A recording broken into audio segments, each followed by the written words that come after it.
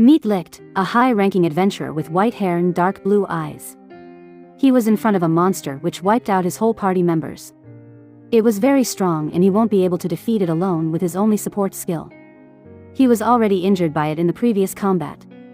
He was determined and so he extended his hand to activate the spell, Resurrection. After he used that spell, the lifeless body of his comrades began to twitch and they came back to life. Since the beast had already let his guard down against them, one of his friends beheaded the beast with a sneak attack. The whole party returned to the nearby village after completing their mission. Shizuku, who was the only female member of the party, collected the reward. She marveled at the huge reward and distributed them. Sosei explained that such a reward was expected as the giant monster they killed was on the bounty list. So as per their agreement, Shizuku distributed the rewards equally to all her party members. She gave it first to the leader, Alan. After she gave it to Sosei and finally she gave the portion to Licht. She agreed that they had been handling the requests much quicker and more efficiently after Licht joined them. Sosei also agreed to that as they would be back to life again and again with Licht's skill, Resurrection. But he had to accept that dying all the time was not pleasant. Shizuku agreed with Sosei and gave credit to Alan who recruited Licht to their party. She inquired whether Alan already knew that Licht had such a skill. Alan denied that as he just wanted to have more members in the party. And as luck would have it, Licht was all alone by himself so he asked him. Licht revealed that it was because he never showed his skill to anyone. Shizuku was confused why he hid such an amazing skill. Even the kingdom, which was basically the government, could have asked him for help if they came to know about it. But Licht actually hid it because he was afraid. He thought that evil people would take advantage of him or that he might experiment with something horrible. So he decided to hide the details of his skill until the end. However, his current party members were kind to nobody like him. That's why he truly believed that it's fine to show them this ability. They were shocked to hear that and felt glad to receive compliments about their personality from Licht. Shizuku was grateful to him as they became undefeatable due to his skill. That said, she thought that he was a useless kid before she learnt about his skill. She felt that their dream about becoming an S-rank adventurer isn't just a dream anymore. The leader, Alan, also agreed to that and mentioned that he had high expectations for Licht. Licht was happy to have good people rely on him and so afterwards they accepted various requests. They all gained experiences and each of them unlocked new skills. Before they realized, they had become strong enough to defeat tough enemies without using Resurrection. Many years had passed and they had all become S-rank adventurers like they wished. They enjoyed their time in the cafeteria after they completed one of their requests. Since they increased their level, it was quite easy for them. That's when Alan showed the request form of their next request. It wanted them to investigate a small shrine. It was a simple request with good rewards. All of them agreed to do that request except Licht. They didn't bother to hear his opinion for some time now. In the end, they went there to find the shrine. After entering it, Licht could feel that the entire shrine is barren and cramped. After covering some distance, Alan ended their request and turned back to leave. Licht was shocked to see that they didn't even check it a little.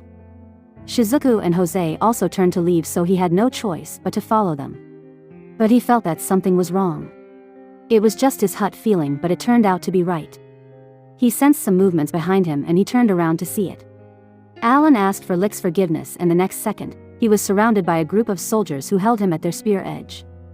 They were led by a high-ranking official priest. Licht inquired the meaning behind their actions. The priest showed him the document which was the execution order issued by the kingdom. Licht was so surprised to hear that. The soldiers also caught him at that time so that he couldn't run away. He tried to resist but there was no use. He argued with the priest that he had never done anything wrong. He was always an adventurer who paid the taxes regularly. The priest mentioned that the problem lies in his skills. Licht was shocked to hear that and wondered about how he knew about that. The priest said that his skill was too dangerous to be left alone. He was sure that skill was used to save many people. But it would be a problem if the power was misused to revive demons. Licht denied it as it was outrageous and he never had any intention of doing that. He turned around to ask for the support of his friends. He asked Alan to vouch for him. But he just passed him as he apologized to him. Alan mentioned that he couldn't go against the kingdom's orders so he just asked him to die. Back then, they valued his skill highly so they let him join his party. However, they now no longer screw up and die during the quests like in the past. So Licht's skill was useless to them. But they were dissatisfied with the fact that he was still taking a share of the rewards. Licht was shocked to see his friends consider him as an eyesore. Alan just asked him to accept his fate and get executed. He even teased him that he would get a chance to be in Hiiro's graveyard just like the legendary necromancer. Licht shouted at him, but Alan didn't pay him any mind. He called his other friends for help. They also mentioned that they could understand how he felt, but that won't change anything even if he screams at them. They asked him to not hold a grudge against them and left. In the end, Licht just stood there hopeless. Alan received money from the priest for handing Licht. Now Licht understood that they totally betrayed him for the monetary rewards. They closed his eyes and pushed him down to kneel. The soldier inquired if he had any last wishes, and Licht wanted to know where he was. The soldier mentioned that he was at the execution grounds. He explained how he would kill him. After being stabbed through the heart in a single thrust, Licht would be pushed off the cliff. Hearing that, Licht accused them as scumbags. The soldier asked him to be grateful as they could change the method of execution into something extremely painful. So he asked him to watch his mouth. No one would have thought a S-rank adventurer like him would end up like this. He exclaimed that one couldn't tell what life had in store. The soldier teased him to bet on the possibility of not dying. Licht couldn't be able to stand their ridicule, so he asked him to get it over with. Hearing that, the soldier gave him his goodbyes. He stabbed his sword through his heart, and Licht felt the pain unlike what he said. Afterwards, he was pushed down the cliff by them. He never thought that he would die like this. He crashed on the ground below with his head first. The soldiers left the place after doing that as they were tired of that busy day. At that time they didn't make sure that he was really dead. Humanity didn't know even now, that it was at this moment, that their greatest mistake ever had been made. Licht's skill, resurrection, activated on its own, and he was brought back to life. As he opened his, he was confused at that time. He stood on slowly and looked at his body. He was sure that he was dead, but now he was alive. He wondered if the soldiers messed up. But that wasn't possible, as he was sure that he was stabbed. But the wound was gone and he couldn't find any traces of it at all. The phenomenon is similar to when he uses the resurrection skill. He knew that the only person in the world with that skill is him. So there's only one possibility, that the skill activated on its own when he died. He also bet that his friends didn't know about this. He put his full trust in them, but he was just betrayed. He couldn't hold his emotions at this point. After some time, he decided to move from that place first to escape. He couldn't go back to the Rezaga kingdom, which ordered his death.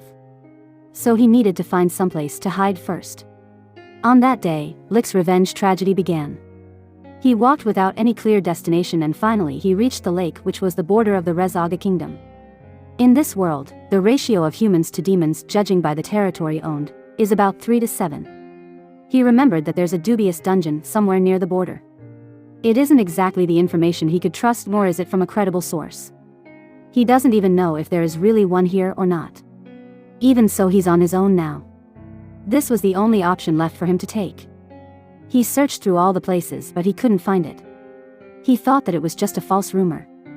He got frustrated by that and picked a rock and threw it in anger. When it hit the boulder near him, it sounded clang. Licht recognized the sound of the metal. He looked above and found a door in front of him. He didn't know about it, but he decided to go near to confirm whether it was the entrance to the dungeon. He finally reached the place and confirmed that it was indeed the dungeon entrance he was searching. So he made his way inside. Several hours passed and Licht made his way to the deepest part of it. He hadn't met a single monster along the way and wondered if the entire dungeon was switched off any defenses. He felt it was a waste to not have any defenses in such a large dungeon. But that won't change anything now. He decided to resurrect the dead sleeping inside the dungeon. In order to survive from now on, it was essential for him to gather allies. From the information he gathered, he knew that this dungeon had existed for a long time. So it won't be strange if there were any strong veterans sleeping here.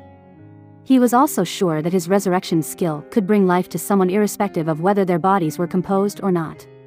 He's misusing his skill just like that old priest said, but it was not his concern. They were the ones who betrayed him first. He used his skill and it caused the whole dungeon to shake. He felt the sensation like his soul is getting sucked out. This was clearly not the reaction he remembered getting when he resurrected the human beings. Then there was a huge explosion in front of him and smoke covered the whole place. Licht wondered whether he had succeeded. As the smoke cleared, he saw a group of 5 ladies. One girl was happy to be alive and the other one expressed her joy. From her conversation, it was clear that the first girl was a demon lord. Another girl saw that even their flesh had been restored, unlike the necromancy skill. The other 2 girls were enjoying the reunion between the sisters. After enjoying their revival, they finally noticed Licht. They wondered if he was the one who revived them. The demon lord watched him silently for a moment. Then she ordered the others to head for their respective guard posts. She asked them to make sure no one comes near them. After they left, the demon lord inquired whether it's safe to assume that he was the one who revived them. Licht confirmed it. The demon lord wondered how Licht did that, as they had been dead for about 100 years. She was sure that even a necromancer couldn't resurrect someone without the corpse. Licht was shocked to hear that, and he also shivered upon seeing the demon lord.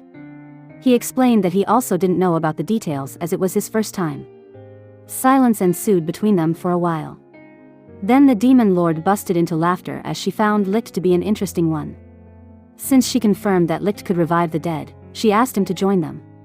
Licht wondered if it was alright for a human to join the demon army. The demon lord assured him that it was alright, as she could already see that he seemed to be in trouble.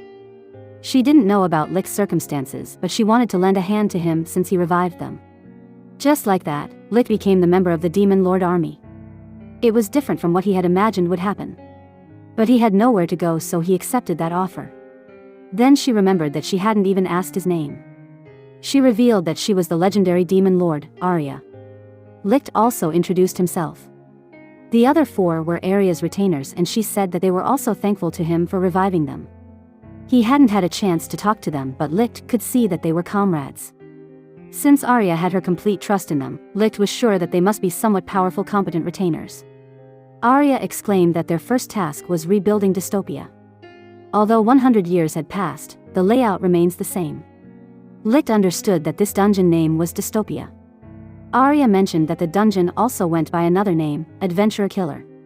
She felt glad that it was built tough, as they were able to use it again. Licht asked her for his task and mentioned that his combat ability was just average. Arya smacked him as she exclaimed that she wouldn't send him to the battle. She highly valued his ability, and she also had someone who would be perfectly compatible with him. So she decided to not assign any specific area for him. Licht expressed his worries, as the dungeon was quite large and there was only 4 members in charge of guarding it. It clearly showed that they were lacking in manpower. Licht inquired about it to be sure of his hypothesis. Arya remembered that before they're dead, her retainers always looked like they were exhausted. They also told her about how they hardly had any time to sleep. Licht confirmed that Dystopia is a massive explosive dungeon. He suggested Arya to take another look at the stationing. Arya also agreed to that and asked him to discuss about that with her retainers. She clearly didn't take any responsibility and dumped it all towards Licht. She left, leaving Licht dumbfolded. Since he had no other way, he made his way to the area near the deepest part of the dungeon. There he met Ferris, who was the head of Melancholy. He commented that she looked busy, but she felt that couldn't be helped. Besides, she likes the sense of accomplishment that she gets once she puts everything back in order. Ferris asked him the reason for his visit. Licht could say that she was not a human. Since she was located near the deepest part of the dungeon, he guessed that she must be formidable. As he heard that everyone had to carry heavy workloads to protect Dystopia, Licht mentioned that he came to reduce the workload. He also explained that he already had Arya's permission to do that. Ferris kneeled down in front of him, and he was taken back by that. Ferris was ready to give her full cooperation to their savior. Licht inquired and came to know that she was in charge of 5 areas inside the dungeon. He was sure that there were normally boss monsters would be placed at every area of the dungeon. Ferris and others aren't monsters, but most likely the high-ranked demons. Judging by their appearances, they were not ordinary underlings either. So he wondered why she was in charge of 5 separate areas. The lack of manpower in Dystopia is severe than he had initially thought. Licht was sure that it would be stressful for Ferris when the enemies arrive. Since the area she guard are near the Demon Lord, the pressure was nearly tenfold. But she had no choice, as Iris and Tis were guarding their area in pair. In the end, more work was pushed onto her, and there's nothing they could do about it. After hearing that, Licht was sure that it wasn't an issue that could be solved in a single day. In the end, they could only fill the empty areas with traps, and he wondered if Arya would agree to that. Ferris believed that Arya would agree, as she was in good mood. Furthermore, Licht was the one responsible to resurrect them, so she was sure that Arya would listen to him. She believed that the time had come for a revolution. Licht felt her enthusiasm, which was like he would be leading a rebellion against the current system. Afterwards, he went to the area, the primordial forest where Iris and Tis were. Iris sensed him first and exclaimed that they had a visitor. They exchanged pleasantries about how they didn't prepare anything to repay Licht, which he deemed it as unnecessary. Iris bet that Licht came there to assess their situation. He was surprised to hear that. But they had already overheard his conversation with Arya. Licht didn't mind that and mentioned that he was there to relieve everyone's burden. They were surprised to hear it, but they decided to lend him some of their time. Licht then explained everything to them. Since both of them was in charge of the same area, he asked them to take care of different area individually. Iris clinged onto Tis upon hearing that and rejected that idea. Tis explained that they only able to showcase their strength when they were together. So it was not realistic for them to be separated. That's when Iris suggested to let Licht resurrect the servants. They were puppets created by Era, which would do the odd jobs for them. Unfortunately, Licht won't be able to revive things that didn't have a soul inside them. It would be better if Arya created the servants again. But it won't be possible as the process would take a lot of time. In the end, he wasn't able to separate them. So Licht left as he mentioned that he would think a new way. Iris and Tis cheered him to do that. He met Rose next, who was the head of the Bat Cave. She was vampire who should be sleeping while the sun is up, but she clearly isn't. Licht noted that she didn't have time to rest from that. Since her area is near the entrance, she must also be busy. He explained his purpose to visit her. Rose agreed that the others have it hard, but she felt bad for having things easy. Licht was shocked when he came to know that she was in charge of 7 areas. It was evident that she had the biggest workload of all. Licht wanted to do something to help her, but Rose denied it as unnecessary. Since she was a vampire who was supposed to have more stamina than others. Rose was okay with the work she had, but felt that it would be problematic if her workload increased further. In the end, Licht came to conclusion that they needed to recruit more workers. But he could not just hire any ordinary monster. That's when he got a brilliant idea. In order to make dystopia tougher to infiltrate, they absolutely needed to increase their manpower. Needless to say, gathering workers one by one would take a lot of time and effort. However, there was one person who could make that process seem like a joke. Every adventurer had heard stories about them, and that was the legendary Necromancer. Since he had information that Necromancer was buried in Hiiro's graveyard from Alan when he betrayed him. He planned to go there to revive her along with Ferris. She admired that the world had totally changed a lot. It had to be since century had passed after they're dead. He noticed a bridge at the entrance of the dungeon, which he was sure that it wasn't before. Ferris explained that Rose could have done it. Suddenly, a large wolf came in front of them. He was afraid that it would attack him. But Ferris explained that it was not an enemy. The wolf had been charmed by Rose, and she brought him there as a means of transportation for them. His doubts were cleared when Ferris petted the wolf. In the end, the large wolf monster was a pet and transport for them. Ferris urged Licht to get on, and he did like she said. Licht enjoyed this new experiences. Ferris sat behind him and inquired about the destination. Licht explained that everyone knew about that. It's where the legendary Necromancer sleeps, the Hiiro's graveyard. It's clearly being preserved for religious purposes, but he was sure that the guard presence there must be light. Ferris was happy about the breaks which she would receive if they completed this operation successfully. She also mentioned about the permission given by Arya, which happened just like she said. Licht thought that it would turn into a huge argument since he needed to bring one of her retainers along with him. But it was a huge letdown for some reason. Ferris was worried if Arya would accept the Necromancer into dystopia. Licht assured her that it would be fine. He didn't know why, but Arya seemed to trust him. They prepared to leave, and Licht asked Ferris to brace herself. Since they probably had to fight the gravekeepers there. Ferris asked him to hold on and inquired whether he could resurrect her as many times she liked. Licht replied that it was not a problem, and Ferris devised her own plans. In the Hiiro's graveyard, the gravekeepers received the information that there were 2 members coming there. There were 2 of them, and they were confident of their abilities. They cursed the people who were coming there as assholes who had clouded their aim to get rich quickly. They were determined to not let them lay their hands on the Hiiro's property. They were planning to give them the punishment they deserved. That's when Ferris and Licht arrived at the destination. Ferris petted the wolf monster and asked it to wait for them. They made their way to the hero's graveyard. Licht felt that something wasn't right and asked Ferris to be on guard. That's when the gravekeepers launched a sneak attack on them. Licht managed to avoid it perfectly. But Ferris wasn't as lucky as him. She was gravely wounded in the stomach and fell down. Licht made his way towards her and checked. But it was too late and she had already died. Suddenly Licht heard a sound where one of gravekeepers who slashed Ferris screamed in pain as he held his stomach. He lost his consciousness and fell down. Licht and the other gravekeeper was shocked to witness that. The gravekeeper died with his stomach had an injury as same as Ferris. The other gravekeeper inquired Licht about what he did. But Licht finally guessed the ability of Ferris, which she mumbled to him before. He went towards her without minding the other gravekeeper babbling.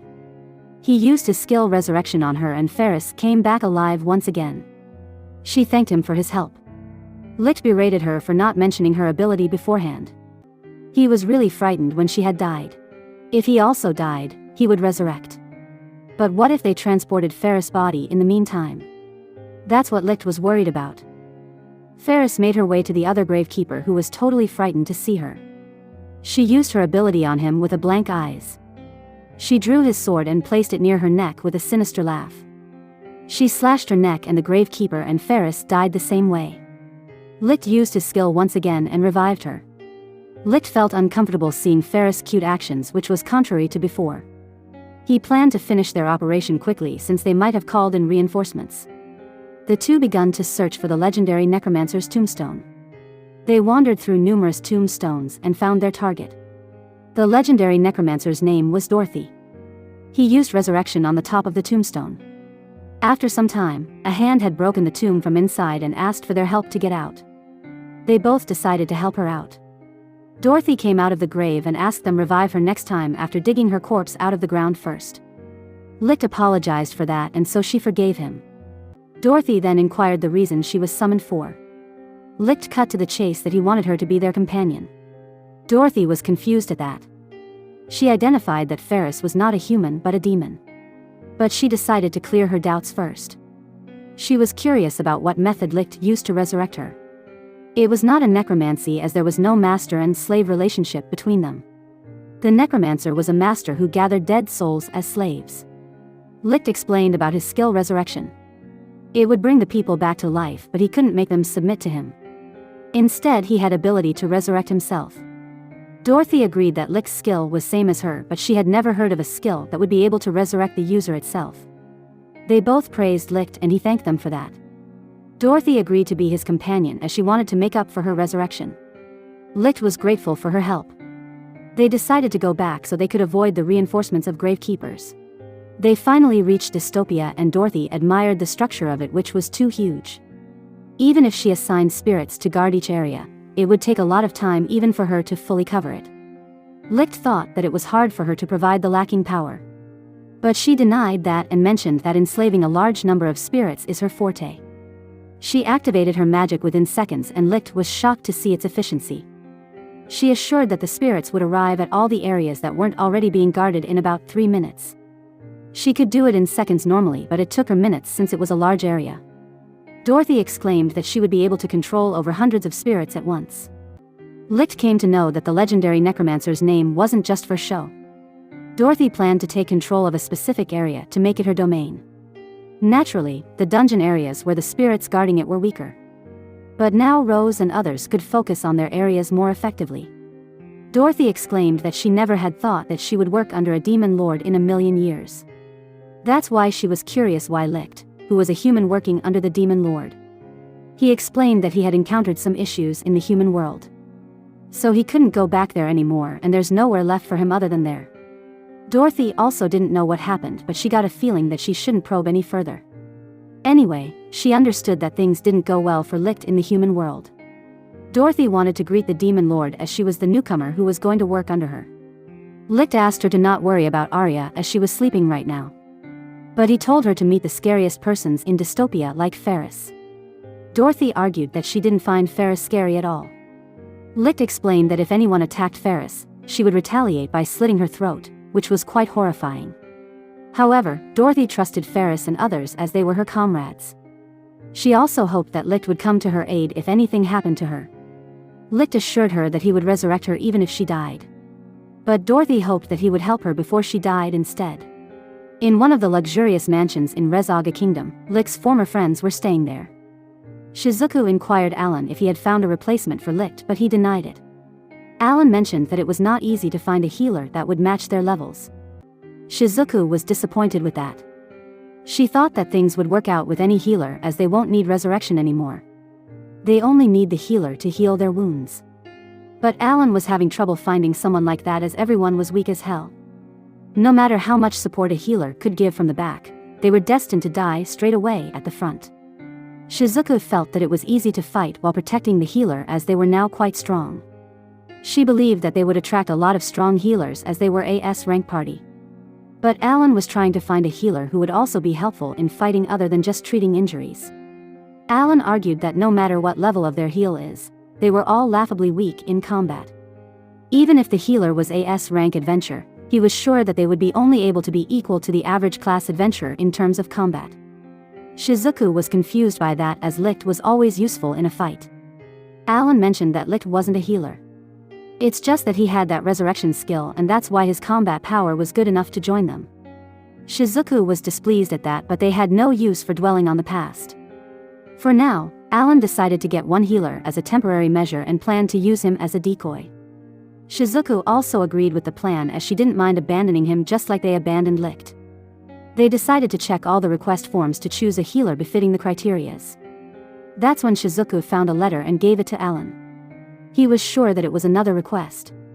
Like he had guessed, it was a dungeon investigation request.